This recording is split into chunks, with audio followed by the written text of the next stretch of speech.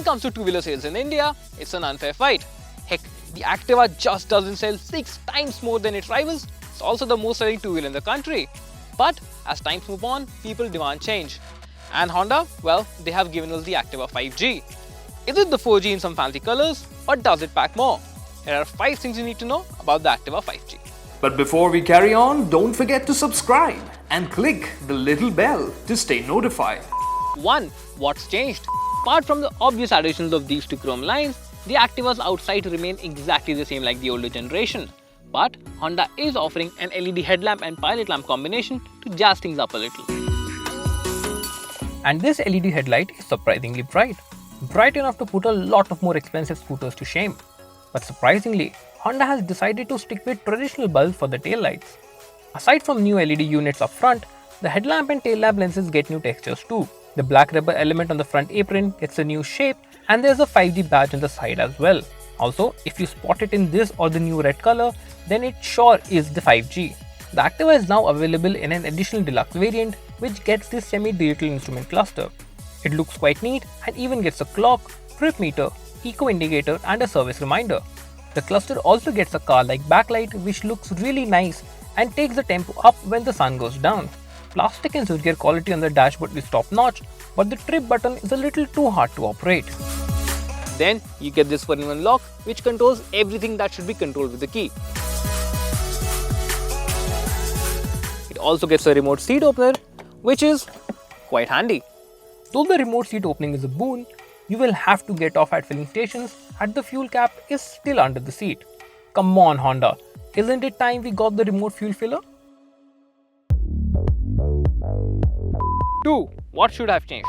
Because Honda is calling it the next generation Activa, we can't help but say that it feels a little under-equipped. Forget getting a disc brake, Honda is not even offering you alloy wheels, even in the deluxe variant. And the mobile charger in the boot is an optional accessory and you don't even get a boot light. That said, the Activa's under-seat storage is decently sized at 18 liters, but don't expect it to carry anything large along with your helmet. And then to the way it looks. The new generation should have brought with it some fresh exterior changes or at least some new body panels to differentiate it from the outgoing model. But the all-metallic body remains exactly the same and well, that's a bit disappointing. While we understand that the Activa's more traditional user base won't particularly appreciate an edgy design, we wish Honda would have spruced it up a little. And when it comes to features, the lack of a front disc is evident in the brake feel and should have at least been offered in the deluxe variant. Also, omissions like alloy wheels, fast flash switch, USB charger and a boot light keep it from feeling premium. Front suspension too is the same bottom link. We feel Honda should have really switched to a telescopic setup. It would have helped provide better stability and ride.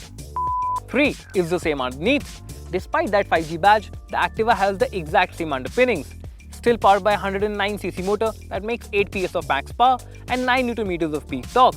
The motor feels refined and the vibration levels are kept well under control. The Activa 5G runs on 10-inch wheels and 130mm drum brake setup on both ends.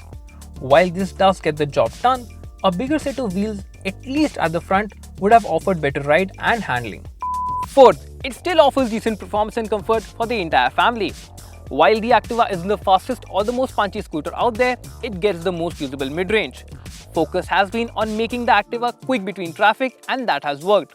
And yes, the outright acceleration isn't that impressive, but that helps make the scooter more composed for elderly riders. The Activa doesn't feel too quick to get off the line. It takes 10.5 seconds to get to 60 km/h, which is slower than the competition. But the in-city acceleration from 20 to 80 km/h takes just 17.65 seconds, which is quite impressive and helps you get past traffic swiftly. But at speeds beyond 60 km/h, the motor starts to feel a little rough and the acceleration too starts to taper off. In terms of handling, the Activa feels easy to maneuver in the city with a light feel from the handlebars. It tips in quickly and darts through traffic quite easily. But it doesn't offer much confidence at high speeds or on twisty roads. The feel from the brake lever is lacking and you have to really squeeze them hard to get the scooter to a stop quickly. Also, the bucking of the front suspension every time you hit the brake does tend to become irritating over time. Again, we can't stress enough the need to move to telescopic forks. Luckily, it does get combi brakes, which helps the Activa to shed speed safely. The ride quality feels quite nice, with the front suspension barely letting anything filter through to the rider. The rear does feel a little stiff, but the result is a composed ride. And with this long and nice seat, it is something that can be enjoyed by riders and even pillions of all age groups. The padding for the seat feels adequate and the grab rail too is big and easy to hold. But the wide front section of the seat can make it difficult for people who are shorter than 5.5 feet to get their feet firmly on the ground. And now on to the most important question. The Activa returned a real-world figure of 58 km per litre in the city. And with the fuel tank capacity of 5.3 litres, you are looking at a range of around 300 km between fillings. It's not the BAP, but the Dadaji of all Indian scooters. I don't say this entirely because of the old looks or the lack of modern features, but also because the Activa now feels a little mature and a bit too safe. Honda hasn't changed the core values that made the Activa hit in the first place, or well, anything else at all. What they have done is a minor facelift job at best, and after so long and so little change, it has started to feel a little too generic. This then is the same old reliable Activa that every member of the family will use, but as a utility and not as a desire. It rides well, packs adequate performance for the city, and comes in a price close to Rs 55,000 ex-showroom for this deluxe variant.